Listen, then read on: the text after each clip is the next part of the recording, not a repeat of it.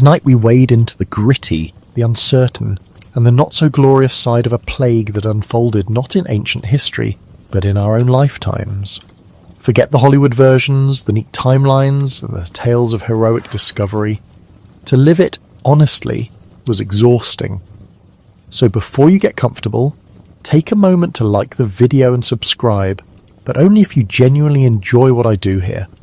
And let me know in the comments where you're tuning in from and what time it is for you. It's always fascinating to see who's joining us from around the world. Silence your notifications, take a deep breath, and let's begin. In the spring of 1981, a quiet disquiet began to settle over the medical offices of Los Angeles. It was not a sudden clamour, but a slow, creeping realization, the kind that dawns in the periphery of a physician's vision before coming into sharp, terrifying focus. At the UCLA Medical Center, an immunologist named Michael Gottlieb was seeing a series of young men, patients who should have been in the absolute prime of their lives. They were active, bright, and by all previous measures healthy. Yet they arrived in his clinic with a peculiar and frightening constellation of symptoms, persistent fevers that clung to them like a damp shroud, profound weight loss that hollowed out their faces, and a dry, relentless cough. When he ordered chest x-rays, the images that came back were ghostly, showing lungs clouded with an infection that had no business being there. It was pneumocystis carinii pneumonia, or PCP, a rare fungal infection that Gottlieb had previously only seen in cancer patients on chemotherapy, or in transplant recipients whose immune systems had been deliberately chemically annihilated to prevent organ rejection. These young men, however, had no such history. Their immune systems were simply failing, collapsing from within for no reason anyone could identify. In a period of just 6 months, he saw 5 such cases. 5 young, previously healthy gay men, all inexplicably wasting away from an illness reserved for the most severely compromised. It was a statistical impossibility, a medical riddle wrapped in a tragedy. At the same time, 3,000 miles away, in the bustling, crowded clinics of New York City, another piece of the puzzle was falling into place, though no one yet knew it was part of the same dreadful picture. Dermatologists and oncologists, particularly to Alvin Friedman Kian at NYU, began noticing an aggressive, fulminant form of a cancer so rare it was considered a clinical curiosity. It was called Kaposi's sarcoma. The textbook version of KS was a slow-growing, almost indolent disease that appeared as 1 or 2 purplish-brown lesions on the lower legs of elderly men of Mediterranean or Eastern European Jewish descent. It was a cancer you died with, not from. But this was different. This was not the disease from the textbooks. On the bodies of young gay men in Greenwich Village and Chelsea, the lesions were appearing everywhere, on their faces, in their mouths, on their torsos, and, crucially, spreading to their internal organs with a horrifying speed. What was once a footnote in oncology was now a wildfire, consuming its victims in a matter of months. A 29-year-old with lesions in his lungs. A 35-year-old with tumours invading his lymph nodes. It was as if their bodies had forgotten the fundamental rules of self-defense. In the hushed, air-conditioned offices of the Centers for Disease Control and Prevention in Atlanta, Georgia, epidemiologists, the medical detectives of public health, began to receive these strange reports. 2 clusters of bizarre, opportunistic infections in 2 different cities, seemingly unconnected, but sharing one common thread. The patients were all gay men. On June the 5th, 1981, the CDC published a short, dry, profoundly important article in its weekly newsletter, the Morbidity and Mortality Weekly Report, or MMWR. It was titled Pneumocystis Pneumonia, Los Angeles. It described to Gottlieb's 5 patients in terse clinical language, noting their homosexuality and their shared immune collapse without fanfare or alarm. It was a bulletin, a flag planted in the ground of medical history, marking the spot where the plague of the 20th century first officially broke the surface. 1 month later, on July 3rd, a second MMDR report followed, this time documenting the Kaposi's sarcoma cases in New York and California. noting 26 men had been diagnosed in the preceding 30 months, and again highlighting that all were gay. The press began to pick up the story, giving it a name that would stick in the public consciousness with cruel tenacity: the gay cancer. For the men living in the vibrant, newly liberated gay communities of San Francisco's Castro District or New York's West Village, the news filtered down not through medical journals, but through whispers, rumours, and terrifying first-hand accounts. A friend would get a strange purple spot on his arm. Another would suddenly be hospitalised with a fever that would not break. Men who'd been dancing at the Saint or the Trocadero just weeks before were now gaunt spectres, their futures erased by an invisible predator.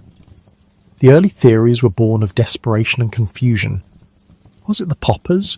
The amyl nitrite inhalants used as a muscle relaxant and sexual stimulant? Was it something in the water systems of the bathhouses? Was it a new mutated form of an old sexually transmitted disease, a super syphilis? The fear was palpable, a cold mist that settled over the dance floors and the brunch spots. But beneath the fear was a growing sense of dread, the feeling of being hunted, of being singled out by a sickness that the rest of the world seemed content to ignore. The initial response from the medical and political establishment was one of hesitant observation. It was a curiosity, a niche problem affecting a marginalised community. It was their problem. And so, in the hot summer of 1981, the body count began to rise quietly, almost invisibly, as a generation of young men began to fight a war against their own bodies, with no name for their enemy and no allies in sight. The process of finding a name for this new terrifying entity was not a simple act of clinical classification. It was a battlefield of science, politics, and profound social prejudice. In the earliest days, as the case numbers climbed from dozens to hundreds, the one unifying demographic factor remained constant. The vast majority of the afflicted were gay men. And so, in the corridors of the CDC and in the headlines of medical journals, a working title emerged, a label of convenience that would prove to be both scientifically myopic and catastrophically stigmatizing. They called it GRID, Gay-Related Immune Deficiency. The name seemed at first to make a grim sort of sense. It described what was being observed on the ground in New York, Los Angeles, and San Francisco, but language is never neutral. A name does not merely describe, it defines. And the definition implied by GRID was that this was a disease intrinsically linked to homosexuality itself, a kind of biological retribution for a lifestyle. It created a firewall in the public imagination, a comfortable distance for the heterosexual majority. It wasn't their disease and it couldn't touch them. It was a gay plague. This term GRID effiled a storm of homophobic rhetoric that was already brewing in the conservative political climate of the early 1980s. Provided a seemingly scientific justification for prejudice, allowing figures like Jerry Falwell and his moral majority to frame the epidemic as divine punishment. The disease wasn't just a medical crisis, it was a moral one, and its victims were not seen as patients deserving of compassion, but as sinners reaping what they had sown. This framing had a devastating practical effect. It choked off federal funding for research, as politicians were loath to be seen spending taxpayer money on a gay disease. It created an atmosphere of terror and shame within gay communities, where a diagnosis was not only a death sentence but a mark of public condemnation. And it made it nearly impossible to sound a broader public health alarm, because the very name of the illness suggested a containment that simply did not exist. But reality, as it so often does, refused to conform to the neat, prejudicial boxes that had been built for it. The phantom was not so discerning. Soon confounding cases began to appear, anomalies that shattered the GRID hypothesis. In New York, doctors reported the disease in heterosexual intravenous drug users, both male and female, who were sharing contaminated needles. Then came the reports from the Haitian community, both in Haiti and among recent immigrants in Miami.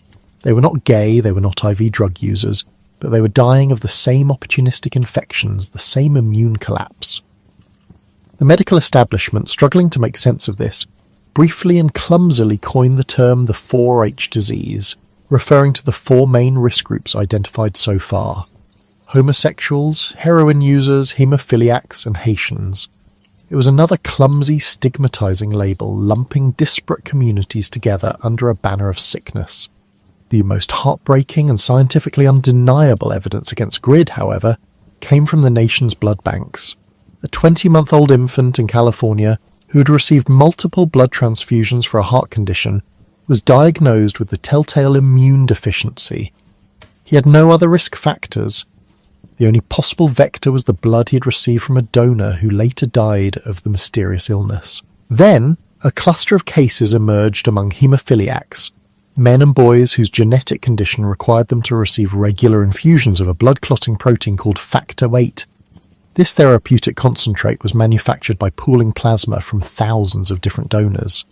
A single infected donor could contaminate an entire batch, which was then distributed across the country. The evidence was irrefutable. The disease was not related to being gay. It was caused by an infectious agent, a pathogen that was being transmitted through bodily fluids, through sexual contact, through shared needles, and, most terrifyingly, through the national blood supply. This new reality forced a reckoning. In the summer of 1982, public health officials convened a critical meeting in Washington, D.C. The name GRID was no longer just offensive, it was dangerously inaccurate. It was obscuring the true nature of the threat and hindering the public health response. A new name was needed, one that was clinical, descriptive, and neutral. It had to reflect the mechanism of the disease, not the perceived morality of its victims. After considerable debate, they settled on a new term, formally adopting it on the July 27, 1982. They would call it Acquired Immunodeficiency Syndrome, or AIDS. Each word was chosen with deliberate precision. Acquired. This was not a genetic or congenital condition. It was something one contracted after birth. Immunodeficiency. This accurately described the core of the pathology, the catastrophic failure of the body's immune system. And syndrome. This was a crucial admission of ignorance. A syndrome is a collection of symptoms and diseases that occur together, but whose underlying cause is not yet known. At that point in 1982, scientists had not yet isolated the virus responsible. They were still fighting a ghost. The renaming was a pivotal moment. It was an attempt to wrest the narrative away from mirth to panic and place it firmly in the realm of epidemiology and virology. It was a declaration that this was a human disease, not the affliction of a specific tribe. But the ghost of GRID would linger for years, its legacy of stigma and fear poisoning the well of public compassion and delaying a truly unified, effective response to the escalating crisis. The enemy finally had a proper name, but the war was only just beginning. The new name, AIDS, was a clinical necessity, born from the chilling realization that the phantom was not confined to any single community. It was in the blood. This discovery transformed the epidemic from a contained, if tragic, crisis in marginalized groups into a universal terror that threatened the very heart of modern medicine. The circulatory system of the nation was, in effect, contaminated, and the blood banking system, a pillar of 20th century healthcare built on altruism and trust, was about to become an unwitting agent of death on an industrial scale. The panic did not erupt all at once, but began with a series of specific, horrifying revelations that exposed a catastrophic vulnerability. The first and most profoundly tragic victims of this new vector were the nation's haemophiliacs. For centuries, haemophilia had been a devastating diagnosis. A simple cut could be life-threatening, and internal bleeding was a constant, painful danger. But by the late 70s, a medical miracle had arrived in the form of factor VIII concentrate. This clotting factor, essential for individuals with haemophilia A, was extracted from human plasma. To create a cost-effective, stable supply, pharmaceutical companies would pool the plasma from thousands, sometimes tens of thousands, of individual donors to create a single batch of concentrate. A haemophiliac could self-infuse this product at home, allowing them to live a nearly normal life.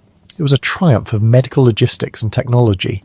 But this very system of pooling and concentration created a perfect amplification mechanism for a blood-borne pathogen. If just one donor in a pool of 10,000 was infected with the still unidentified virus, the entire multi-million-dollar batch of factor VIII was contaminated. And because the donors were often paid, the plasma collection centres attracted individuals from high-risk populations, including IV drug users desperate for cash. In late 1982, the CDC reported the first cases of PCP in 3 haemophiliacs. They were not gay. They did not use IV drugs. Their only shared risk was their reliance on factor VIII. The implications were staggering. The miracle treatment that had given them freedom was now poisoning them. The very medicine that kept them alive was now a ticking time bomb, delivering a fatal, incurable disease directly into their veins. The scale of the impending disaster was immense. There were roughly 20,000 haemophiliacs in the United States, and nearly all of them who relied on concentrate were about to be exposed. It was a public health catastrophe of almost unimaginable proportions, a silent, slow-motion mass poisoning event, unfolding within the sterile packaging of a life-saving drug. The community was decimated. Young boys who had looked forward to a full life were suddenly facing certain death. Families who had celebrated the end of one medical nightmare were plunged into a new, far darker one. As the crisis among haemophiliacs became clear, a broader, more pervasive fear began to grip the general public. If the virus was in the plasma concentrates, it was in the general blood supply as well. Every routine surgery, every emergency C-section, every car accident victim who needed a transfusion was now at risk. The hospital, once a sanctuary of healing, now held a hidden danger. The blood bag hanging by a patient's bedside, a symbol of life-giving care, could be a vessel of plague. This fear was not abstract. By early 1983, cases were being confirmed in transfusion recipients from all walks of life. Elderly patients who had undergone hip replacements, middle-aged women who had surgery, and most heartbreakingly newborn babies who had received transfusions in neonatal intensive care units. The media seized on these stories, and the narrative of a gay plague was violently shattered. AIDS was everyone's problem now. The response from the institutions responsible for the safety of the blood supply, a powerful consortium of for-profit pharmaceutical companies, non-profit blood banks like the Red Cross, and federal regulators like the Food and Drug Administration, FDA, was tragically slow and marked by a fatal calculus of risk, liability, and revenue. As early as January in 1983, the CDC convened a tense meeting with representatives from these groups. The CDC's own scientists, like Dr. Don Francis, argued forcefully for immediate action. They recommended that blood banks begin screening donors by asking them direct questions about their sexual history and drug use, and that all blood products should be treated with heat to kill the virus, a method already known to be effective for inactivating other viruses like hepatitis B. The blood industry pushed back hard. They argued that such screening questions would be an invasion of privacy and would scare away donors, leading to critical blood shortages. They claimed the cost of implementing new testing and heat-treating procedures was prohibitive. They questioned the CDC's data, suggesting the link between blood and AIDS was still unproven, merely an association. Behind the official arguments was a deep-seated fear of liability. To admit the blood supply was contaminated was to open themselves up to a tidal wave of lawsuits that could bankrupt them. And so they chose to wait. They chose to study the problem further. The official posture was one of deliberate, unhurried observation. The virus, of course, was in a great hurry. For more than 2 years, while committees met and memos were exchanged, the American blood supply remained largely unscreened. During that fatal interval, thousands more people, including an estimated half of all haemophiliacs in the country, were infected. Public panic escalated. People scheduled for elective surgeries began to stockpile their own blood in advance, a process known as autologous donation. Others simply refused necessary medical procedures. The trust between the public and the medical establishment was fraying. The very act of giving blood, once a civic duty, became fraught with anxiety. It wasn't until 1985, after the causative virus, HIV, had been definitively identified, and a reliable antibody test was developed. That mandatory screening of the entire US blood supply was finally implemented. It was a landmark achievement in public health, a technological solution that would eventually make the blood supply incredibly safe. But it came too late. The damage had been done. The blood system, which had been corrupted by a combination of a new stealthy virus and old-fashioned institutional inertia, had failed in its most sacred duty. It had taken a promise of life and, for thousands of innocent victims, delivered a sentence of death. In the quiet, sterile corridors of the Pasteur Institute in Paris, a different kind of war was being waged. It was not a war of armies, but of microscopes and petri dishes, of patience and painstaking observation. The year was 1983. In a fourth-floor laboratory, a small, dedicated team led by a virologist named Luc Montagnier was leaning in close, trying to hear a whisper from the blood. They had received a precious and terrible gift down a small piece of a lymph node, taken from a 33-year-old patient named Frédéric Brugière. His body was a battleground for the new disease, and within this tiny piece of tissue, they hoped to find the enemy commander. The work was delicate, almost alchemical. Montagnier's colleague, the brilliant and meticulous Françoise Barré-Sinoussi, took the lead. She and her team gently coaxed the cells from the lymph node to grow in a culture, feeding them a nutrient broth and a special growth factor. They were cultivating a killer in order to see its face. The theory held by a few prescient scientists was that the agent behind this immune collapse was a retrovirus, a strange and cunning type of virus that writes its own genetic code into the DNA of its host. The calling card of a retrovirus is an enzyme called reverse transcriptase. Finding its activity would be like finding a footprint at a crime scene. Day after day, they monitored the cultures, waiting. Then, after 2 agonizing weeks, they saw it. A spike in reverse transcriptase activity. The footprint was there. Under the powerful gaze of an electron microscope, they finally saw the culprit. Tiny, spherical particles budding from the surface of an infected cell. It was a virus, elegant and deadly, and they gave it a working name, lymphadenopathy-associated virus, or LAVI. They had isolated the enemy.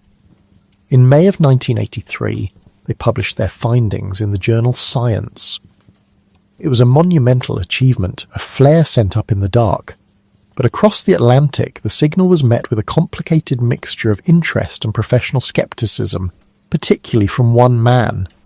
Dr. Robert Gallo, at the National Cancer Institute in Bethesda, Maryland, was a titan of virology. He was brilliant, aggressive, and supremely self-confident.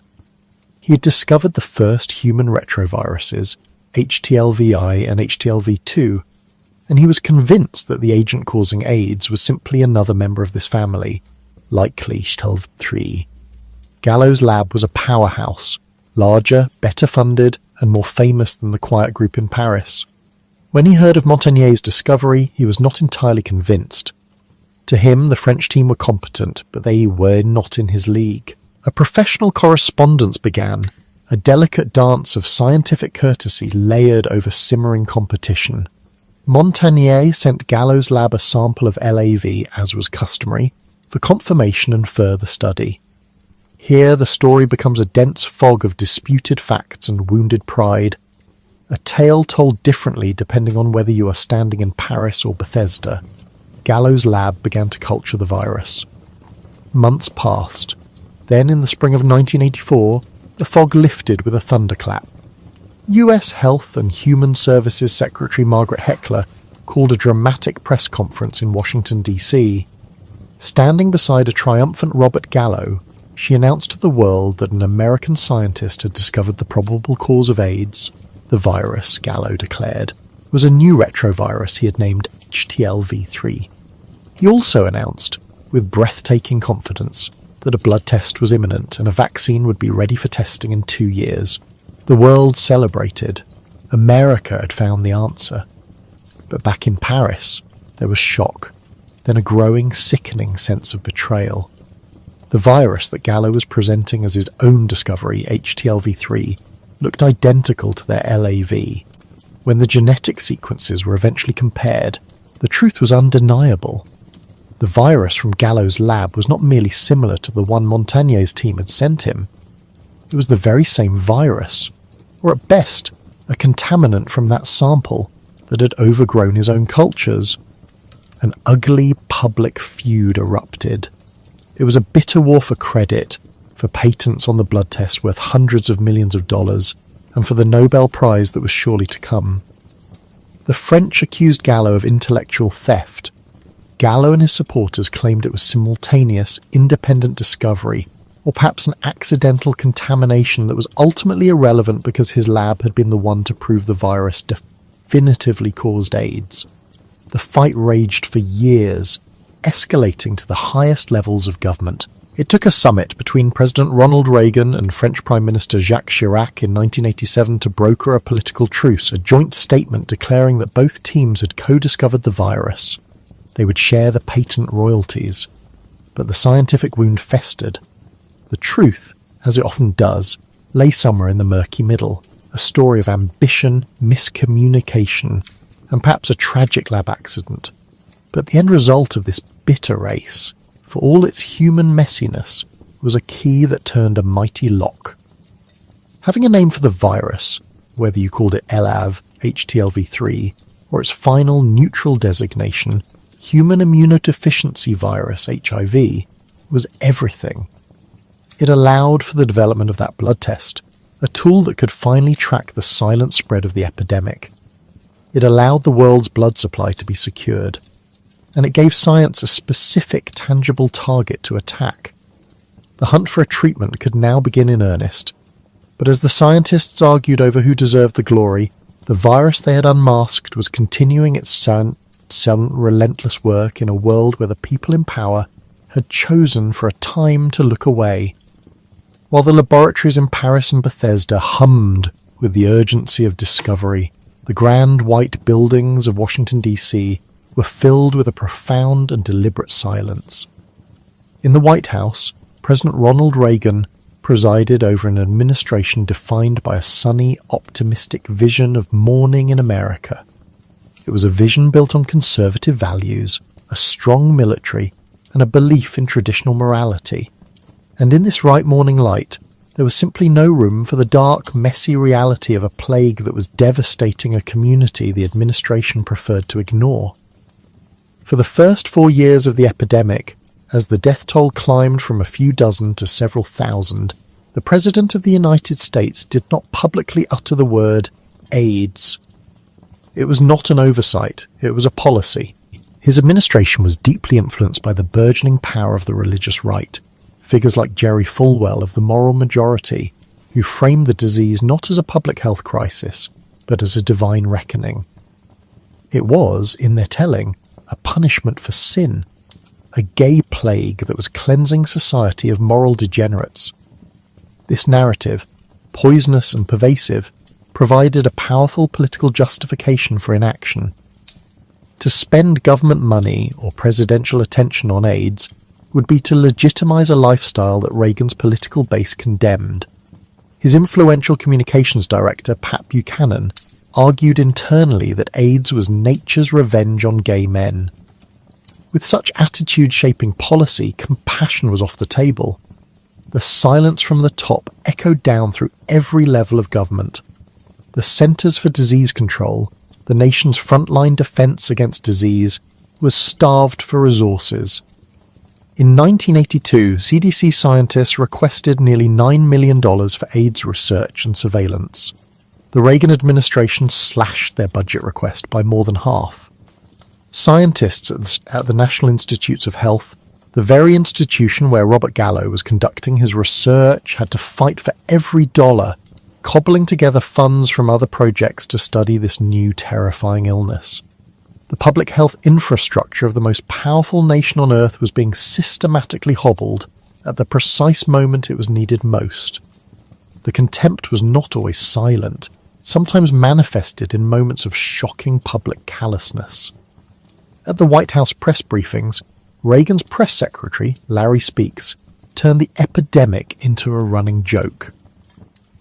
When a reporter, Lester Kinsolving, first asked about the gay plague in 1982, Speakes responded with a smirk.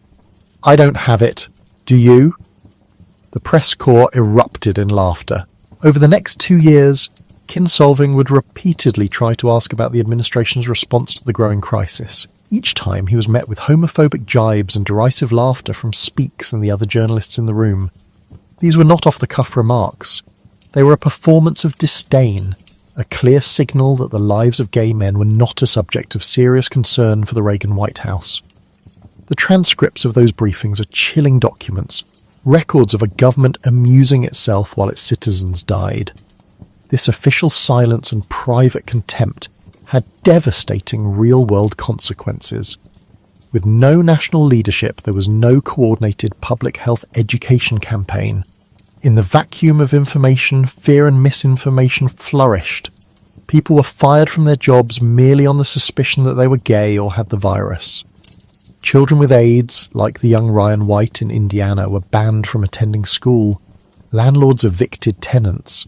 Dentists refused to treat patients. Families disowned their own sons. The silence from Washington was not just a failure to act, it was a form of permission. It told the country that this discrimination, this cruelty was acceptable. It validated the worst impulses of a frightened and prejudiced public. It wasn't until September 17, 1985, after more than 12,000 Americans had already died, that President Reagan finally said the word AIDS in public in response to a reporter's question. His first major speech on the epidemic would not come until 1987, by which time the death toll had surpassed 25,000. It was a catastrophic failure of leadership, a moral and political stain.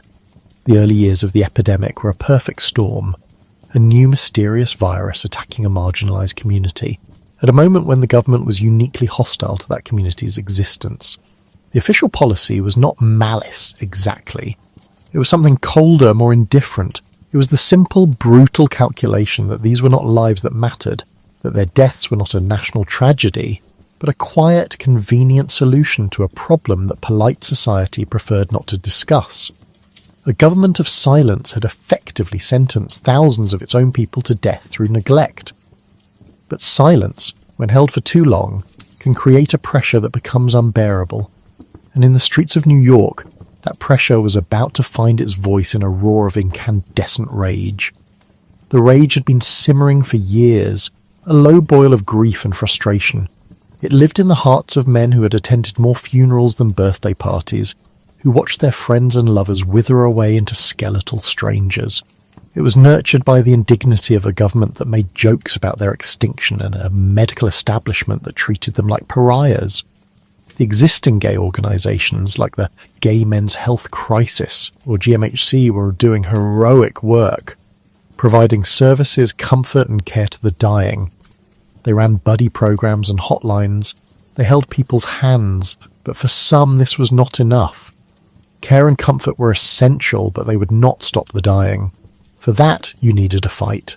You needed a war. The man who would sound the call to arms was a writer named Larry Kramer. He was brilliant, abrasive, and constitutionally incapable of polite silence. He was a prophet of anger. In 1983, his essay 1 to 12 and Counting, published in the New York Native, was a literary hand grenade tossed into the complacency of the gay community itself, a searing indictment of its political passivity in the face of annihilation. He had co-founded GMHC, but left in frustration, believing its approach was too timid, too apologetic. He wanted confrontation. He wanted noise. On March 10, 1987, Kramer was invited to speak at the Lesbian and Gay Community Services Center in New York. The room was packed. He did not offer words of comfort. He offered a challenge, a threat, a prophecy. He paced the stage, a vessel of pure, focused fury. If my speech tonight doesn't scare the shit out of you, we're in real trouble, he began. He laid out the terrifying numbers, the political neglect, the pharmaceutical greed.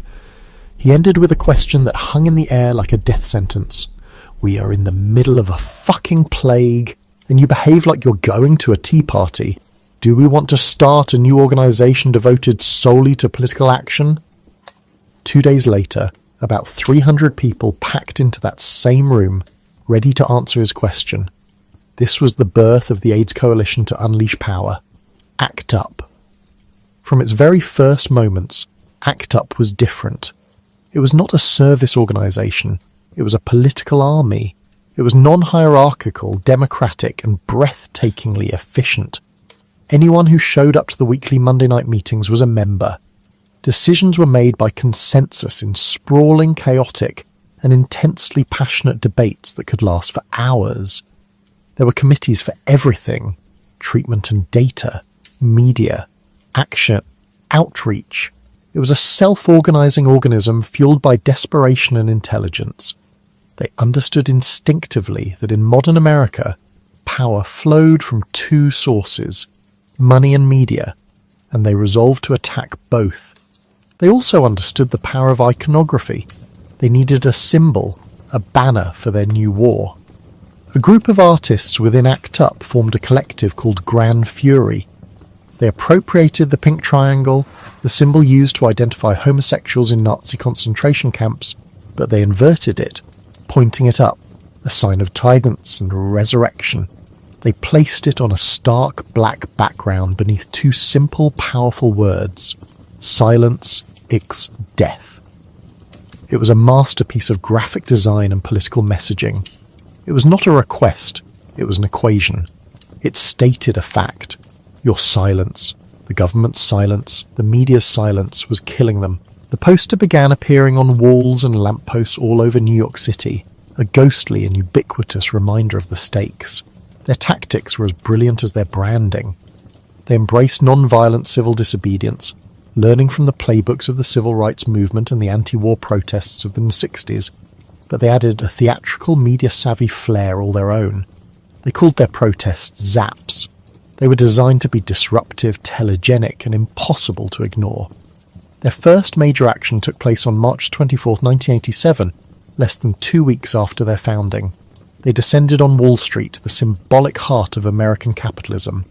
Their target was the pharmaceutical company Burroughs Wellcome, the manufacturer of the only approved AIDS drug at the time, AZT. The company had priced the drug at an astonishing $10,000 per year per patient, a death sentence for anyone without excellent insurance. Hundreds of protesters flooded the streets chanting, "Act up, fight back, fight AIDS!" They unfurled banners. They staged a die-in, dozens of people lying down in the middle of the street, blocking traffic, creating a visceral visual representation of the daily death toll. 17 people were arrested, and it was all on the evening news.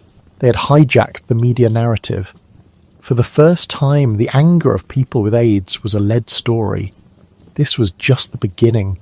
The actions grew larger, more ambitious, more daring. On October 11, 1988, ACT UP staged its most audacious protest yet: seize control of the FDA. For months, the Treatment and Data Committee, a group of self-taught scientific experts, had researched the Food and Drug Administration's slow, bureaucratic drug approval process. Patients were dying while potentially life-saving experimental drugs were tied up in years of clinical trials. The activists didn't just want to shout at the FDA, they wanted to tell them how to do their job better. The action was a logistical marvel. Over 1,000 activists from chapters across the country converged on the FDA headquarters in Rockville, Maryland. They came prepared.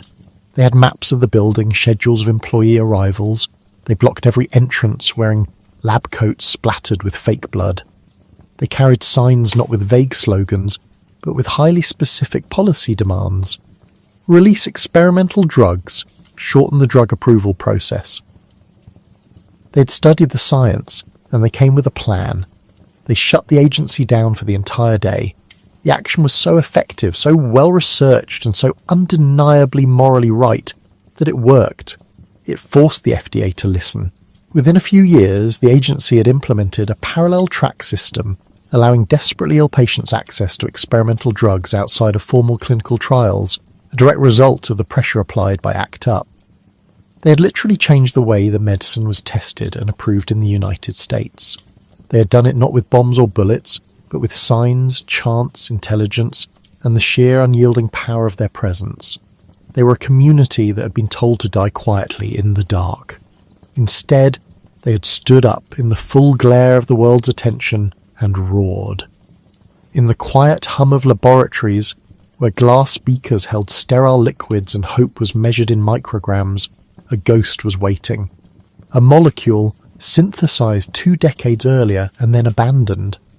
It had been born in 1964, the child of a scientist named Jerome Horwitz, who was searching for a weapon against cancer. He had designed it to be a saboteur, a tiny defective building block that would trick cancer cells into incorporating it into their DNA, thereby terminating the chain of replication. A molecular dead end, but it had failed. Against the leukemia cells it was tested on in mice, it proved utterly useless, and so the compound, azidothimmidine, was shelved. A forgotten footnote in a dusty chemical catalogue, codenamed Compound S. For 20 years it sat, an answer waiting for a question. By the mid-1980s, the question was screaming from hospital wards and hospice beds. The human immunodeficiency virus was a retrovirus, a peculiar and insidious kind of biological machine. Unlike most life, which transcribes its genetic code from DNA to RNA, a retrovirus works backwards. It carries its instructions as RNA and, using a special enzyme called reverse transcriptase, it rewrites that code into the DNA of the very cell it has invaded. It turns the host into the factory for its own replication. To stop HIV, you had to stop that enzyme. You had to break the machine. And so, researchers at the pharmaceutical company Burroughs Wellcome, a firm with deep experience in antiviral compounds, began a frantic search. They dusted off old shelves. They tested everything, and they found Compound S. Suddenly, the failed cancer drug had a new purpose. The same mechanism that was meant to trick a cancer cell could, in theory, trick the reverse transcriptase enzyme. AZT, as it was now known, looked almost identical to thymidine, one of the 4 crucial building blocks of DNA. The enzyme would snatch it up, try to plug it into the new strand of viral DNA it was building inside a T-cell, and then stop. The chain would be terminated. The saboteur would finally do its job. In the laboratory, it worked with brutal efficiency. The pressure to move from the petri dish to the patient was immense. In 1986, the National Institutes of Health, under the watchful eye of Dr. Anthony Fauci, began a double-blind, placebo-controlled trial, the gold standard of medical research. 282 patients, all with advanced AIDS, were enrolled. Half would receive a small white pill containing AZT, the other half would receive an identical-looking sugar pill. Neither the patients nor the doctors would know who was getting what. It was a cold, clinical and necessary calculus, but for the people in the trial it was a terrifying gamble. They were dying, and their odds of receiving the only potential lifeline were exactly 50%. The results came with shocking speed. After just a few months, the Independent Monitoring Board took a look at the data and saw something astonishing. In the placebo group, 19 people had died. In the AZT group, only 1 had. The difference was so stark, so statistically undeniable, that it was deemed unethical to continue. The trial was halted early in September 1986, and everyone, including the placebo group, was offered the drug. It was a moment of pure, unadulterated triumph. Science had found a weapon. A tiny crack of light had appeared in the suffocating darkness. On March 20th, 1987, the US Food and Drug Administration, moving at a speed that was then, and remains now, almost unheard of, gave its official approval. Azidothimmidine, marketed under the brand name Retrovir, became the first approved treatment for AIDS. The announcement felt like the end of a war. For so many, it was merely the beginning of a different one. The victory was double-edged, a salvation wrapped in poison. AZT was a brutally toxic drug. It did not just stop the virus from replicating. Its sabotage was not nearly so precise. It also damaged the machinery of the body's own cells, particularly those that divided rapidly. It attacked the bone marrow, the very factory of the blood. Patients on AZT often developed a severe debilitating anemia. They became weak, breathless, their bodies starved of oxygen. They required frequent, exhausting blood transfusions, trading the virus for a life tethered to an IV drip. They suffered from crippling nausea, intense headaches, and muscle wasting. The drug that was saving their lives was also making every moment of that life a misery. It was a Faustian bargain, made every 6 hours with a rattling of pills in a plastic bottle. And then there was the price. Burroughs' Wellcome, having resurrected a publicly funded, forgotten compound, set the cost at roughly $10,000 per patient per year. In 1987, this was an astronomical sum, the most expensive prescription drug in history. It placed the first glimmer of hope behind an impenetrable paywall. For those with good insurance, it was a struggle. For those without, the vast majority of the sick, it was a death sentence pronounced not by a virus but by an accountant. The activists who had once chained themselves to the White House gates now had a new target. The slogan "Silence is Death" was joined by signs that read, "Pills cost pennies, greed costs lives." ACT UP descended on Wall Street, infiltrating the New York Stock Exchange to protest the shameless profiteering of Burroughs' Wellcome. They understood the grim reality. A cure that is unaffordable is not a cure at all. For the patients, the choice was agonizing. Do you endure the poison for a little more time?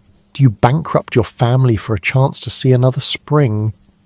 Many discovered the drug only worked for a year or two before the wily virus mutated, developing resistance and rendering the treatment useless. It was a stopgap, a temporary reprieve, a way to buy time. But time for what? For many the answer was simply time to die with a little more dignity, a little more slowly. The little white pill was not a silver bullet. It was a shield, but a shield that was heavy, corrosive, and certain to fail. While scientists in sterile labs chased molecules and corporations calculated profit margins, another kind of response was being stitched together.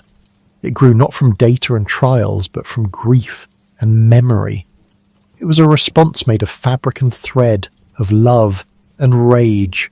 For everybody that the little white pill could not save, a story needed to be told, a life needed to be marked. The idea began, as so many things did in this story, in San Francisco. In November of 1985, Cleve Jones, a longtime activist and a friend of Harvey Milk, was helping to organise the annual Candlelight March to remember Milk and Mayor George Moscone, who'd been assassinated 7 years earlier. As the marchers prepared to walk through the city, he handed them placards and magic markers, asking them to write down the names of friends and loved ones they had lost to the growing epidemic. At the end of the march, as people stood in the cold night air, they began taping these placards to the wall of the old federal building. It formed a patchwork of names, a paper quilt. Standing back and looking at the hundreds of names under the flickering candlelight, Jones was struck by the sight. It looked, he thought, like a quilt. A quilt! The word itself conjured images of warmth, of community, of home, of generations of women sitting together, stitching scraps of old cloth, a piece of a wedding dress, a patch from a baby's blanket, a square from a favourite flannel shirt, into a single unified whole. A quilt tells a story. It preserves memory in its very fibres. Jones realised that a quilt of fabric, not paper, could be the perfect memorial. A memorial that could be touched, held. A memorial that could show the world the scale of the loss in a way that numbers on a page never could. A memorial for a community that had no access to traditional forms of grieving. They were denied funerals by terrified families, shunned by churches, refused burial by cemeteries. They needed their own way to say goodbye. In 1987, Jones, along with a small group of friends, formally launched the Names Project AIDS Memorial Quilt. They rented a storefront on Market Street and sent out a simple call to action. They asked people to create a 3-foot by 6-foot fabric panel, the size of a human grave, to commemorate the life of someone who had died of AIDS. The instructions were simple, but the emotional task was monumental. All across the country, in living rooms and church basements, in community centres and art studios, people began to sew. They were not for the most part master craftspeople. They were mothers and fathers, lovers and friends, siblings and colleagues. They pulled out old sewing machines that hadn't been used in years. They gathered materials that held meaning. A panel for a dancer was made from his favourite silk costumes. A panel for a soldier was pieced together from his military uniforms, his merit badges sewn carefully onto the fabric. A panel for a child included his favourite teddy bear, its fuzzy body stitched right into the centre. They used sequins, leather, lace, denim, paint and photographs. They sewed on wedding rings, car keys, faded letters and locks of hair. Each panel was a biography in miniature, a concentration of a life. One read simply, "My brother."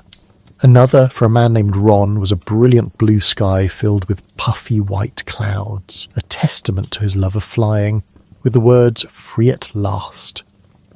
There were panels of breathtaking artistry and panels of heartbreaking simplicity. What mattered was not the kill, but the act. The slow, meditative process of pushing a needle through cloth became a ritual of grieving. Every stitch was a memory. Every knot was a refusal to forget. The storefront in San Francisco was soon overwhelmed. Panels arrived every day in the mail, folded carefully in cardboard boxes. Volunteers, who became the project's lifeblood, would unpack them. They would read the letters that often accompanied the panels, letters filled with stories of love, humour, and unimaginable pain. Then they would lay the new panel on the floor, and a small group would gather around it. Someone would read the name aloud, and for a moment, in that quiet, dusty workshop, a person who had been reduced to a statistic was made whole again. He was Ron. He was someone's brother. He was loved. The logistics of the project were staggering. The individual panels were stitched together into larger 12-foot by 12-foot blocks, each containing 8 panels. These blocks were designed to be portable so the quilt could travel, becoming a nomadic memorial, a tool for education and activism. Its first destination was Washington, D.C. On October 11, 1987, for the National March on Washington for lesbian and gay rights, the quilt was unfolded for the first time on the National Mall. The scale of it was breathtaking. 1,920 individual panels were laid out, covering a space larger than a football field. It was a vast, colourful, silent city of the dead, laid out on the doorstep of a White House that refused to even speak the name of the disease. Volunteers walked the paths between the blocks, holding microphones, reading the names aloud one by one. The reading of the names began in the morning and continued until dusk, a constant, sombre recitation. For hours, the air was filled with this litany of loss. Robert, Michael, David, Jeffrey, Paul. People walked through the display in stunned silence, weeping openly. They knelt to touch the name of a friend, tracing the letters with their fingers. They saw panels for people they had known and panels for thousands they had not, and understood, perhaps for the first time, that their private, isolated grief was part of a collective national tragedy. The quilt transformed the abstract number of the dead into an ocean of individual stories. It was folk art on an epic scale, but it was also a devastatingly effective political weapon. It was impossible to look at the quilt and see statistics. You saw sons, you saw lovers, you saw lives. It was an indictment, stitched in thread, of a government's apathy and a nation's fear. The quilt gave a name to every ghost. But the living still had to fight. And sometimes the most powerful weapon in that fight was not a protest sign, or a scientific paper, or even a vast memorial quilt. Sometimes the most powerful weapon was a single recognizable face, a face that America thought it knew. The first of these faces belonged to a boy from Kokomo, Indiana, with a gentle smile and glasses that seemed just a little too big for his face. His name was Ryan White. Ryan was a hemophiliac, born with a genetic disorder that prevents blood from clotting properly. His life was dependent on regular infusions of a clotting agent called Factor VIII, a miracle product derived from the pooled plasma of thousands of blood donors. In the early 80s, that miracle product became a vector for death. The nation's blood supply was contaminated with HIV, and hemophiliacs, who received the concentrate from so many different donors, were extraordinarily vulnerable. In December of 1984, after a bout of pneumonia, 13-year-old Ryan White was diagnosed with AIDS. His doctors gave him 6 months to live. Ryan, however, did not die. He felt better. He felt well enough, in fact, to do what any 13-year-old wants to do, go back to school.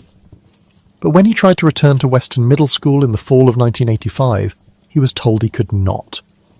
The school superintendent, citing fear and ignorance among other parents and teachers, barred him from attending. It was a decision that plunged the small town of Kokomo into a maelstrom of panic and prejudice. What followed was a brutal, year-long legal battle. Ryan's mother, a fiercely protective woman named Jan Giltro, refused to accept the ruling. She fought the school board in court, armed with the scientific consensus from the Centers for Disease Control that AIDS could not be transmitted through casual contact.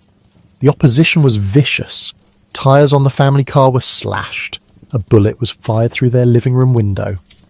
At school, parents pulled their children out of classrooms, started their own alternative school, and held angry public meetings where the rhetoric was steeped in unscientific terror.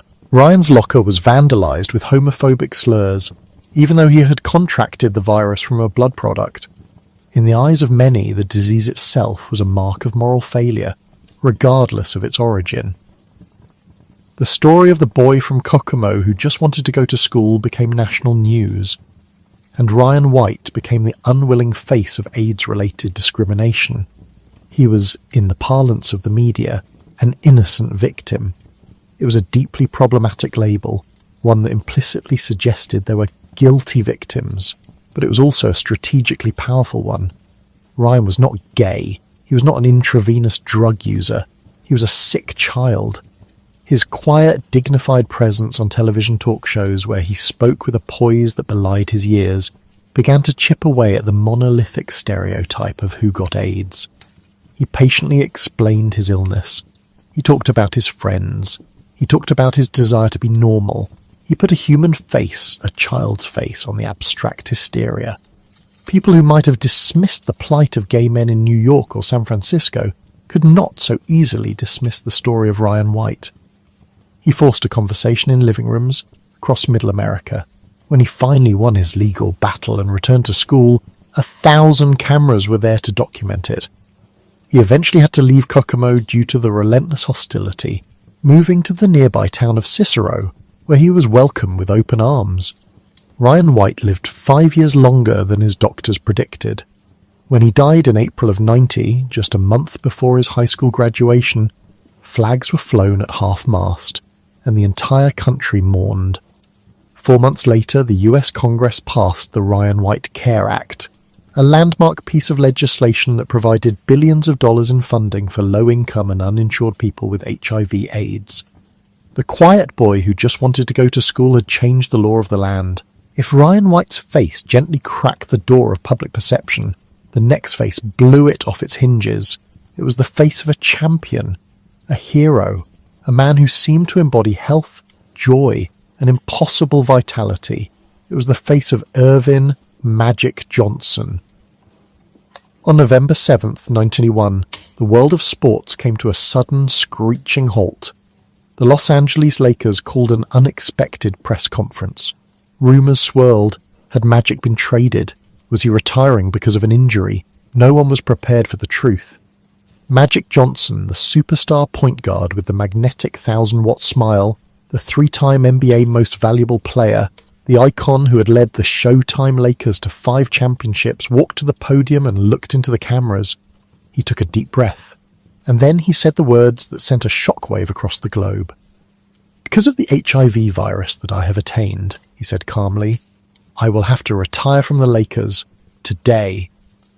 The silence in the room was absolute. It was followed by a gasp of collective disbelief. Magic Johnson, the athlete who seemed invincible, who played with such infectious exuberance, the man who was a revered hero not just in black communities but across all of America, the married heterosexual superstar. How was this possible? In that single moment, the entire landscape of the AIDS epidemic shifted. Magic Johnson's announcement did what a decade of activism, scientific reports, and public health campaigns had failed to do. It made AIDS real for everyone. It vaporized the comfortable fiction that this was a disease confined to marginalized groups, to gay men, to drug users, to the poor. If it could happen to Magic, a symbol of strength and success, a man at the absolute pinnacle of physical prowess, then it could happen to anyone. The impact was immediate and measurable. In the days and weeks that followed his announcement, public health hotlines that had received a few hundred calls a day were suddenly fielding tens of thousands. HIV testing centres were overwhelmed with people, many of them heterosexual men, who suddenly felt a personal sense of vulnerability. The conversation changed overnight. Johnson, by his own admission, had contracted the virus through unprotected heterosexual sex. His frankness forced a national dialogue about safe sex and personal responsibility that had been stymied for years by political and religious conservatism. Unlike Ryan White, Magic Johnson was not seen as a victim. He was seen as a warrior. He announced his retirement not as a defeat, but as a new mission.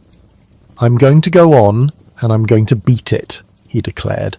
"And I'm going to have fun." He immediately became a powerful advocate for AIDS education.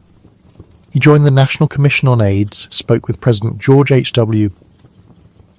Bush, and used his immense celebrity to raise awareness and fight stigma.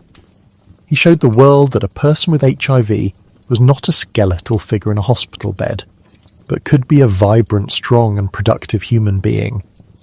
He was quite simply the most famous person on the planet to be living with the virus, and his continued health and public life provided a powerful new narrative of hope. He was the face of living with HIV, not just dying from it. Together, the boy from Indiana and the basketball god from Los Angeles achieved something profound. They decoupled the virus from identity. They moved the story of AIDS out of the shadows and into the mainstream light. Ryan White's struggle showed the cruelty of fear. Magic Johnson's revelation showed the universality of risk. They were two profoundly different people, from two profoundly different worlds, whose stories intersected at the epicenter of a plague. They didn't discover a drug or stitch a quilt. They simply stood before the world and told their truth. And in doing so, they forced a nation to listen, and finally to begin to change its mind. The middle of the 90s felt like a long, exhausted ski. The initial shock of the epidemic had long since hardened into a grim, exhausting routine of caregiving and loss. The early drugs, the monotherapies like AZT, had proven to be little more than brief reprieves, fleeting gestures against a virus that was terrifyingly adaptable. The virus would learn the drug's simple trick, sidestep it, and resume its methodical dismantling of the human immune system. Hope was a currency in desperately short supply. In the gay neighborhoods of New York, San Francisco, and London, the sound of sirens was the city's pulse, and the obituary pages of local papers were thick with the faces of young men. Hospices were full. Support groups were turning into bereavement groups. The activism of the late 80s and early 90s, so full of fire and righteous fury, had settled into a kind of weary endurance. They had won battles for dignity, for faster drug trials, for a seat at the table, but they were still losing the war one body at a time. The fundamental biological reality remained unchanged. An HIV diagnosis was a death sentence, merely a question of how many months or years you had left to count. Then came Vancouver, July 1996, the 11th International AIDS Conference. These conferences were usually somber affairs, a place for scientists to present incremental data and for activists to decry the glacial pace of progress. But the air in Vancouver felt different. There were whispers in the corridors, a nervous energy, a current of rumour that felt too good to be true.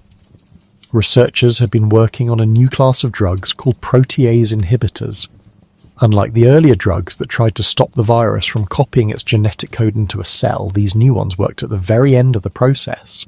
They were like a saboteur on an assembly line, preventing the final crucial step when new viral particles are cut and assembled, ready to burst forth and infect other cells.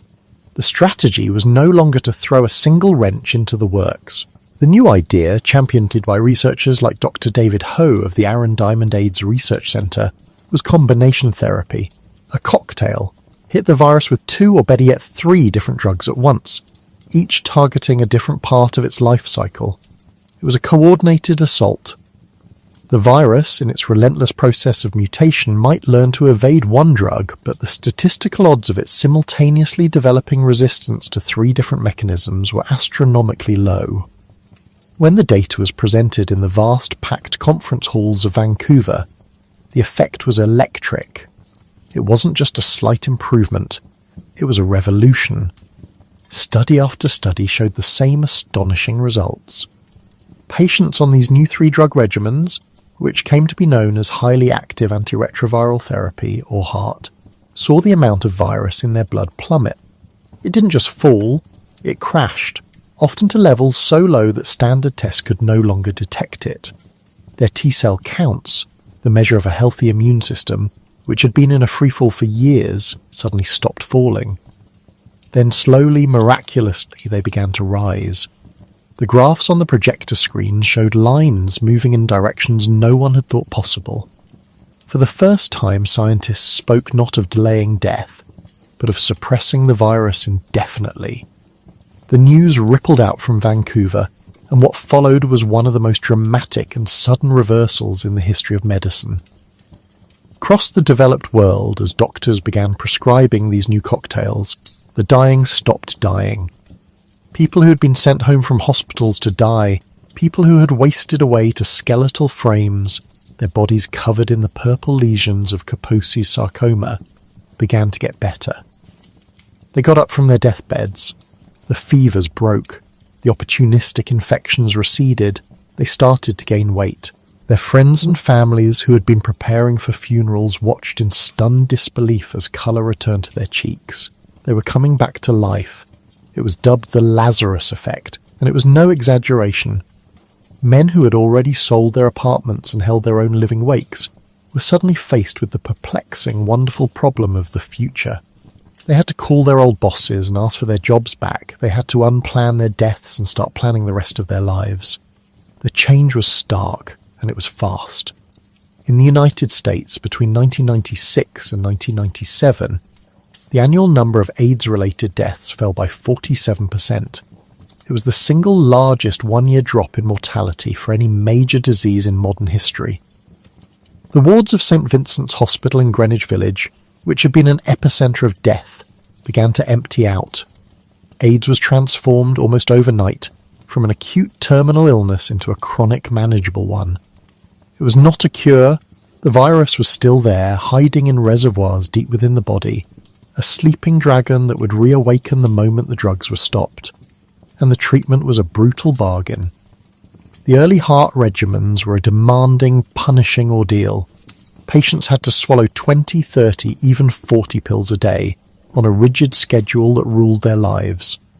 Some had to be taken with fatty meals, others on an empty stomach.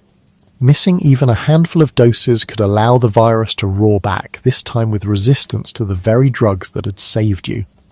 The side effects were severe and sometimes disfiguring. Nausea, diarrhea, and a strange, cruel metabolic syndrome called lipodystrophy that caused fat to vanish from the face and limbs and accumulate in the gut and on the back of the neck. It was a difficult peace, a chemical truce maintained at great cost. And it was a costly piece in another sense, too. The price tag for a year of these life-saving medications was between $10,000 and $15,000.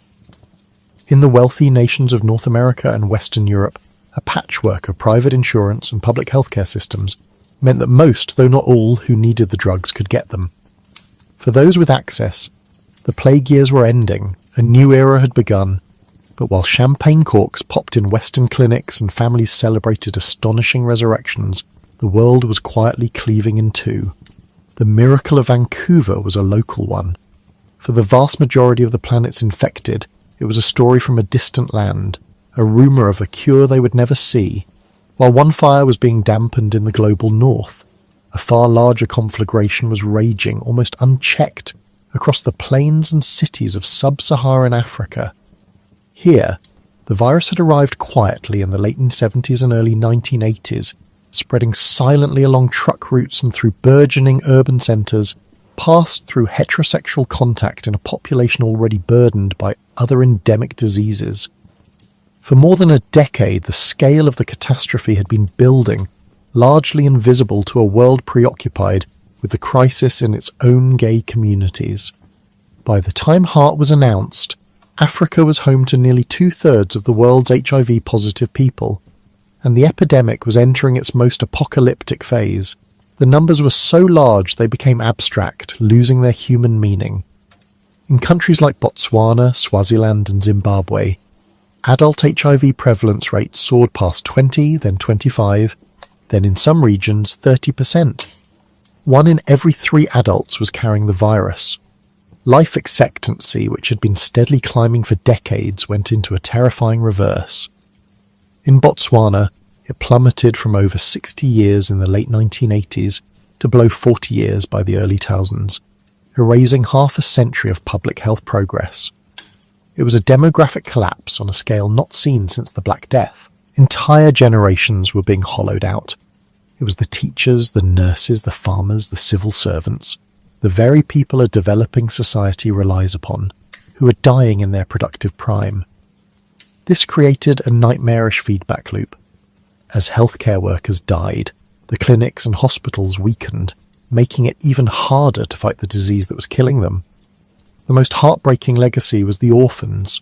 With so many young parents dying, millions of children were left behind, often in the care of elderly grandparents who were themselves struggling, or left to fend for themselves in child-headed households. The continent was grieving on an unimaginable scale. The response was crippled by a perfect storm of obstacles. Poverty was the bedrock of the crisis. Nations with a per capita GDP of a few $100s could not even contemplate spending $10,000 per year on a single patient. There was no infrastructure. Many places lacked not only the clinics and doctors, but the basic roads to transport supplies, the electricity to run refrigerators for storing medicines, and the clean water to swallow them with. Stigma remained a powerful and paralyzing force, driving the sick into the shadows and making prevention efforts impossibly difficult. And in some quarters, there was a catastrophic failure of political leadership. In South Africa, the country with the largest number of infected people in the world, President Thabo Mbeki, who succeeded Nelson Mandela, fell under the spell of a small group of distant scientists who denied the causal link between HIV and AIDS. He publicly questioned the toxicity of the new drugs and promoted ineffective remedies like garlic and lemon juice. His health minister spoke of beetroots as a frontline defence. This official denialism at the absolute peak of the country's epidemic squandered precious years and cost hundreds of thousands of lives, a tragedy of breathtaking proportions. And the fire was not confined to Africa. In Eastern Europe and the republics of the former Soviet Union, the social and economic chaos that followed the collapse of communism created a fertile ground for the virus. Public health systems disintegrated. Unemployment and hopelessness skyrocketed. And into this vacuum came a massive surge in intravenous drug use, particularly heroin trafficked from Afghanistan. Sharing needles became the primary vector of transmission, and the virus ripped through communities of young people with terrifying speed. In cities across Russia and Ukraine, HIV prevalence among injecting drug users shot from near zero to over 70% in just a few years. It was a concentrated, explosive epidemic, a public health emergency unfolding amidst the ruins of a fallen empire. In Asia, the pandemic wore many different faces. In Thailand, an early and aggressive 100% condom program in the commercial sex industry had achieved remarkable success in curbing the heterosexual spread that was devastating Africa. But in neighbouring Cambodia and Myanmar, ravaged by decades of war and poverty, the virus spread rapidly. In the vast populations of India and China, even a low overall prevalence rate translated into millions of infections. India, with its complex tapestry of cultures and social norms, faced a multifaceted epidemic, driven by sex work in some regions, migrant labour patterns in others, and drug use along its northeastern borders. The sheer logistical challenge of reaching, testing and treating people across such a massive and diverse continent was staggering. So as the West celebrated the end of the plague, the rest of the world was living through its darkest hours. A great wall had been erected. On one side was life, sustained by a complex and expensive pharmacy. On the other side was death, swift and certain. The defining struggle of the next decade would be the fight to tear down that wall. The battle for global access to medicine began not in the halls of government, but on the streets, led by a new generation of activists who understood that the science of Vancouver was meaningless without the politics of distribution. They saw the grotesque injustice of a world where your postal code determined whether you lived or died. The fight was a direct confrontation with the pharmaceutical industry and the global economic rules it had helped to write. At the heart of the conflict was the concept of the patent. Drug companies argued, not without reason, that the enormous cost of researching and developing new medicines, a process that is long, risky and full of failures, required a period of market exclusivity to recoup the investment and fund future innovation.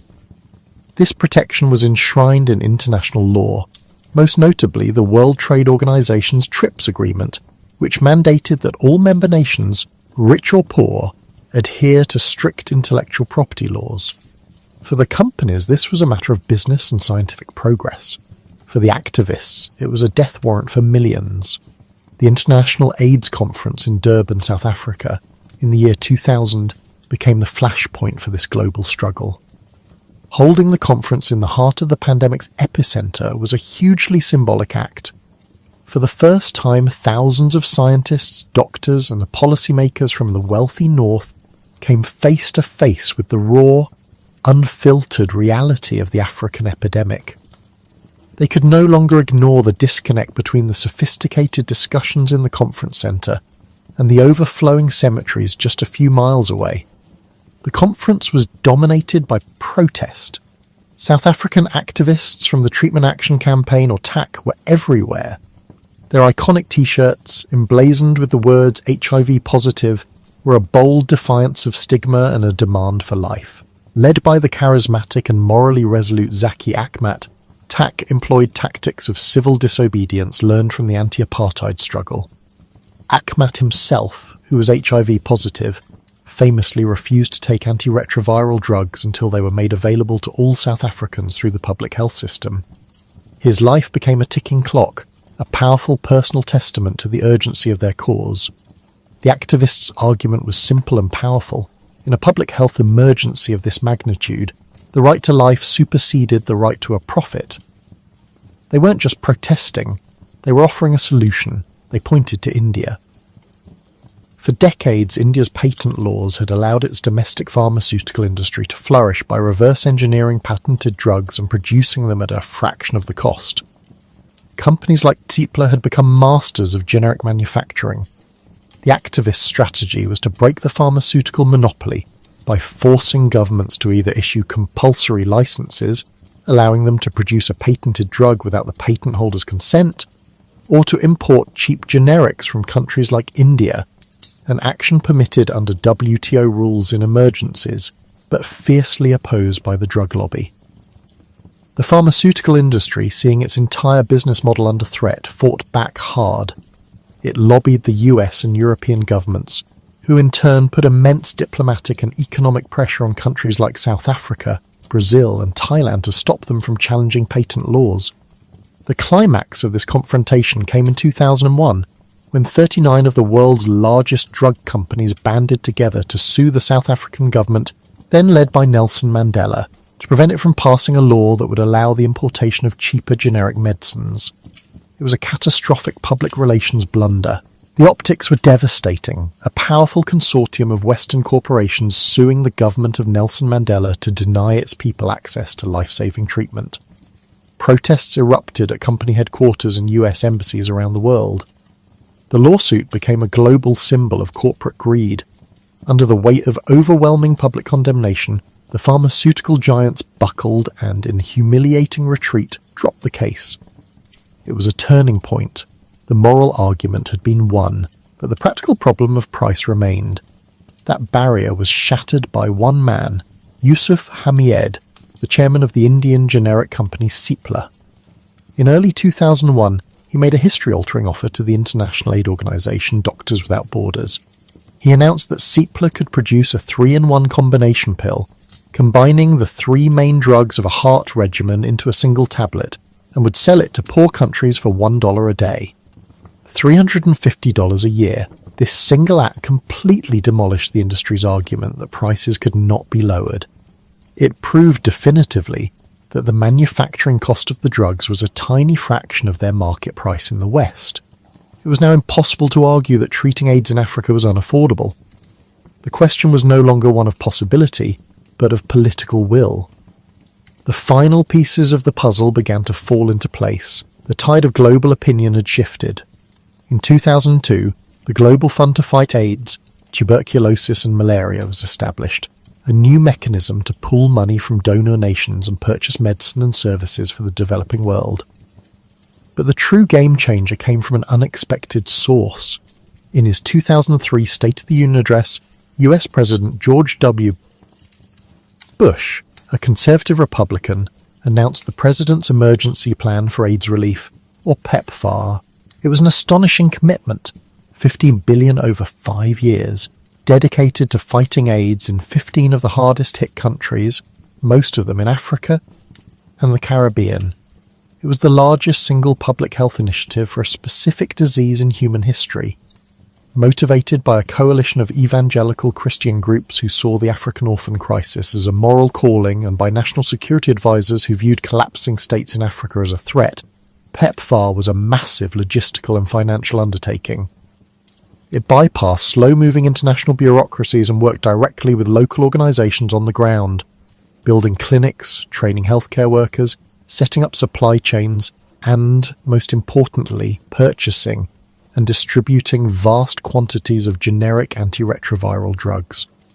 PEPFAR was transformative. It took the possibility created by Cipla's $1 a day pill and turned it into a reality on a continental scale. Within a few short years, the grim calculus of the epidemic began to change. For the first time, the number of people in Africa starting treatment each year began to outpace the number of new infections. The lines on the graphs that had shown only death and decline for 2 decades began, slowly, miraculously, to bend in the direction of hope. The Lazarus effect, once a privilege of the rich, was finally going global. The fight was far from over, but the great dying at last had been interrupted. The architecture of medicine, for most of its history, was profoundly simple. It was a cathedral built on a foundation of paternalism.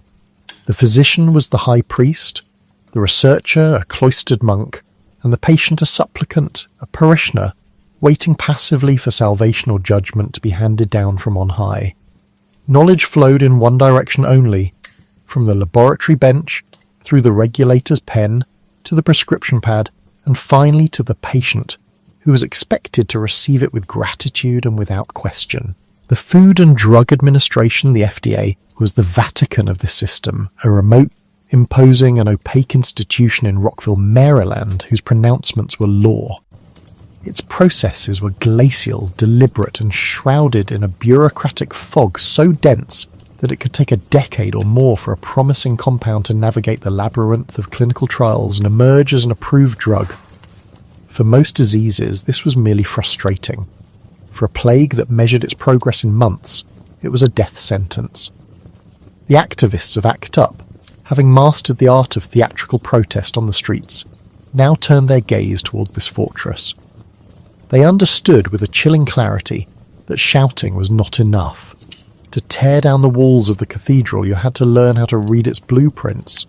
And so a quiet, astonishing revolution began, not with a thrown brick, but with the turning of a page, a subgroup formed within ACT UP, the Treatment and Data Committee. It was a study group, a self-taught graduate seminar held in the living rooms of condemned men. They were artists, writers, stockbrokers and paralegals. They were dying, and they began to read. They devoured the New England Journal of Medicine, sifted through abstracts from obscure infectious disease conferences, and learned the arcane language of pharmacology, virology, and biostatistics. They taught themselves the sacred rites of the double-blind, placebo-controlled trial, the so-called gold standard of medical research that, to them, looked more like a game of Russian roulette. They learned that the trials for AZT, the only approved drug, had been designed with a breathtaking callousness. Patients were given either the drug or a sugar pill, and no one knew which. In a population where T-cells were a currency of survival, this withholding of a potentially life-saving treatment felt like a clinical form of murder. They also learned that these trials were exclusionary by design. They were overwhelmingly populated by white gay men who had not yet had an opportunistic infection. Women were excluded. People of colour were underrepresented. Intravenous drug users were nowhere to be seen. The very people who were also dying in droves were considered too complicated, their bodies too messy, to produce the clean data the FDA desired. Armed with this knowledge, their protests evolved. They were no longer just expressions of rage, they were peer-reviewed critiques. On October 11th, 1988, they descended on the FDA headquarters in Maryland. It was called Seize Control of the FDA, and it was a masterpiece of logistical planning and informed dissent. 1,100 people arrived in buses from across the country. They blockaded the doors, unfurled banners that read "Silence is death," but they also handed out meticulously researched documents. They didn't just demand faster drug approval, they proposed a new system. They called it the parallel track. The idea was simple, elegant, and humane. While a drug was undergoing its slow, rigorous Phase 2 or Phase 3 trials, any patient who could not qualify for those trials should be allowed to access the drug anyway. It was a compassionate use doctrine on a massive scale. It acknowledged that for people with no other options, the potential benefit of an experimental drug far outweighed the theoretical risk. They also attacked the sanctity of the placebo. They argued that in a fatal disease with no other effective treatments, comparing a new drug to a sugar pill was unethical. Instead, new drugs should be tested against the existing standard of care, or in combination with it. They demanded that trials be expanded to include the full, diverse spectrum of the infected population. They were not just patients anymore, they were consultants, they were collaborators. Dr. Anthony Fauci, then the director of the National Institute of Allergy and Infectious Diseases, was a primary target of their anger. He was the public face of the government's response, and to many he was the chief architect of its failure. Chants of "Fire Fauci" echoed at demonstrations. Yet behind the scenes, a strange and reluctant dialogue began. Fauci, a brilliant scientist and a canny bureaucrat, started to listen. He met with the activists, he read their papers, he saw the logic in their fury. The change was not immediate, but the cracks in the fortress began to appear. The FDA, under immense pressure, eventually established the Parallel Track program, formalizing a pathway for expanded access to experimental drugs. The criteria for clinical trials began to broaden. Researchers who had once viewed patients as mere data points started to see the value in their lived experience. Patient advocates, once unheard, were invited to sit on advisory panels at the NIH and the FDA. They were given a seat at the table where decisions about their own lives were being made. This was the deepest, most enduring legacy of the AIDS crisis. It was a Copernican revolution in medicine. The patient was no longer a passive object orbiting the physician. They were now a source of gravity in their own right, a partner in the process of discovery, capable of shaping the very science that sought to save them. The ground had shifted, permanently. The paternalistic cathedral, if not torn down, was now filled with new, insistent voices, and its high priests would never again be able to ignore the prayers and the demands of the congregation. The fight for new treatments had, in the process, created a new kind of patient and a new model for medicine, one that would ripple out to affect the research and treatment of cancer, Alzheimer's, and countless other diseases for decades to come. This new medical landscape, shaped by the urgent demands of the dying, had accelerated the machinery of drug development. The pipeline from laboratory to pharmacy was now faster, more responsive and more inclusive. And it was this re-engineered system that would, in time, produce a different kind of miracle. Not a cure for those already sick, but a shield for those who were not. The concept was not entirely new. Post-exposure prophylaxis, or PEP, had been a standard protocol for years. A healthcare worker pricked by a contaminated needle would immediately begin a 28-day course of antiretrovirals, a chemical blitz intended to wipe out the virus before it could establish a permanent beachhead in the body. The logic was sound, and it led to a tantalizing question. If the drugs could stop an infection after exposure, could they stop it before exposure ever occurred? The idea was pre-exposure prophylaxis, PrEP, a daily pill that could provide a layer of biomedical armour against HIV. The primary candidate for this role was a drug called Truvada, a combination of two antiretroviral compounds, tenofovir and emtricitabine, manufactured by Gilead Sciences. It was already a cornerstone of combination therapy for people living with HIV, known to be potent and relatively safe. But proving its efficacy as a preventative measure was a monumental logistical and ethical undertaking. You couldn't simply give people a pill and then deliberately expose them to the virus. The proof would have to come from the real world, from a massive, meticulously designed study that could track thousands of at-risk individuals over several years. That study was named IPREX. It began in 2007, a global effort coordinated by researchers at the Gladstone Institutes and the University of California, San Francisco. The scale was immense. It enrolled nearly 2,500 participants, primarily HIV-negative men who have sex with men and a small number of transgender women, across 6 countries: Peru, Ecuador, South Africa, Brazil, Thailand and the United States. It was a double-blind, placebo-controlled trial, the very model that activists had once fought against. But here, the ethics were different. The participants were not sick and being denied treatment. They were healthy, and the trial was testing a novel prevention strategy. All participants received a comprehensive package of prevention services, including regular HIV testing, counselling and free condoms. The only variable was the little blue pill they took each day. Half received Truvada, half received a placebo. For 3 years, the study ran its quiet course. Data was collected, pills were dispensed, blood was drawn. Then on November 23rd, 2010, the world changed. The results were announced. The IPREX study demonstrated that among the men who took their pill consistently, the risk of acquiring HIV was reduced by a staggering 92%, even when accounting for everyone into the drug arm of the trial, including those who were not adherent to the daily regimen. The overall risk reduction was 4%. It was a breakthrough. The data was unequivocal. For the first time since the condom, there was a powerful biomedical tool that could sever the chain of HIV transmission. The path to widespread use, however, was not smooth. On July 16, 2012, the FDA officially approved Truvada for use as PrEP. Yet the response from some quarters was not celebration, but suspicion. A deep-seated cultural anxiety emerged, an echo of the moral panics of the early 80s.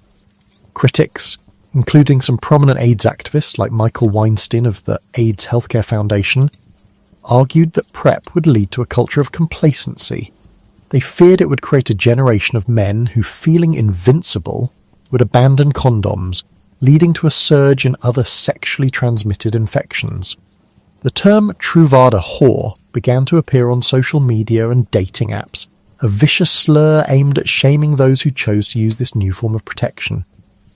It was a strange and bitter irony. A community that had fought for 2 decades for medical self-determination now found itself bitterly divided over a pill that offered just that. The debates raged over cost and access. A month's supply of Truvada without insurance cost well over $1,000 in the United States, placing it far out of reach for many of the vulnerable populations who needed it most. Public health departments and community organizations scrambled to create programs to navigate the labyrinth of insurance paperwork and patient assistance programs. There were also concerns about adherence. PrEP only works if you take it, and a daily pill requires a level of consistency that can be challenging. And then there was the phantom of drug resistance, the fear that widespread use of Truvada among HIV-negative people could create resistant strains of the virus if someone on PrEP did become infected, a phenomenon known as a breakthrough infection. Yet, despite the controversies, the tide was turning.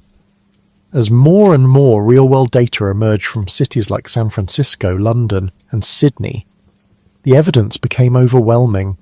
In communities where PrEP uptake was high, new HIV infection rates plummeted, falling to historic lows. The feared explosion of other STIs did occur in some populations, but public health officials framed it not as a failure of PrEP, but as a sign that sexual health needed a more comprehensive approach.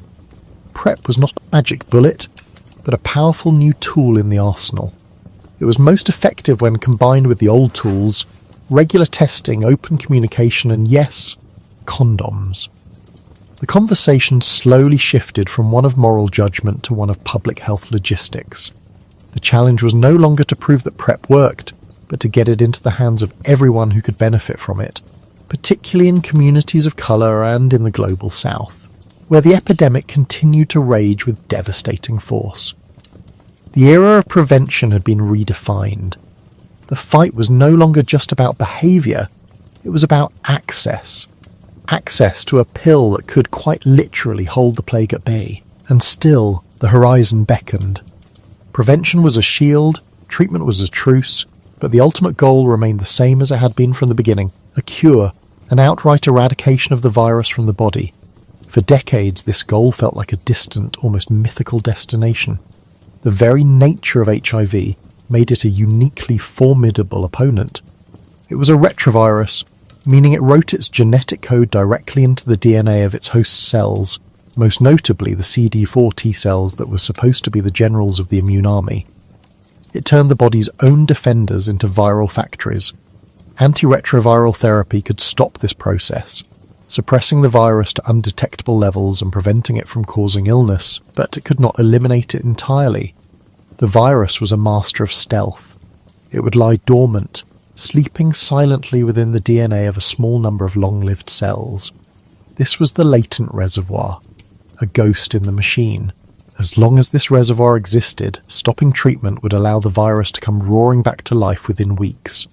A cure would require not just suppressing the virus, but exorcising this ghost.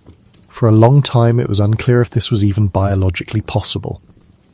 Then came the man known to the world as the Berlin patient. His name was Timothy Ray Brown, an American living in Germany who had been diagnosed with HIV in 1995. A decade later, he was diagnosed with an entirely separate and equally deadly disease, acute myeloid leukemia. His life was hanging by a thread. His German oncologist, Gero Hütter, proposed a radical, incredibly risky course of action. Brown needed a stem cell transplant to treat the leukemia, a procedure that would essentially wipe out his own immune system and replace it with that of a donor. Hütter had a brilliant, audacious idea. What if he could find a stem cell donor who was not only a match for Brown, but who also carried a rare genetic mutation? The mutation, known as CCR5 delta 32, deletes a portion of the gene that codes for the CCR5 co-receptor, the primary doorway that most strains of HIV use to enter T cells. A small percentage of people of Northern European descent are born with this mutation, making them naturally resistant to HIV. Finding such a donor was like searching for a needle in a global haystack, but they found one. In 2007, Brown underwent the grueling procedure. He was blasted with chemotherapy and radiation to destroy his cancerous, HIV-infected immune system. Then the donor's stem cells were infused into his body. The process was brutal. He nearly died. But slowly, miraculously, the new immune system took hold. An immune system built from cells that lack the doorway for HIV. Brown stopped taking his antiretroviral medication. The doctors waited. The world waited. The virus did not come back. A week passed, a month, a year. The most sensitive tests available could find no trace of replicating HIV anywhere in his body. Timothy Ray Brown was cured. His case, first reported in 2008, sent shockwaves through the scientific community. It was a proof of concept. It was the end of one experiment that proved a cure was possible. The procedure he endured was far too toxic and expensive to ever be a scalable solution for the millions living with HIV. But it provided a roadmap. It showed that if you could somehow eliminate the latent reservoir and prevent new cells from being infected, the body could be cleared of the virus.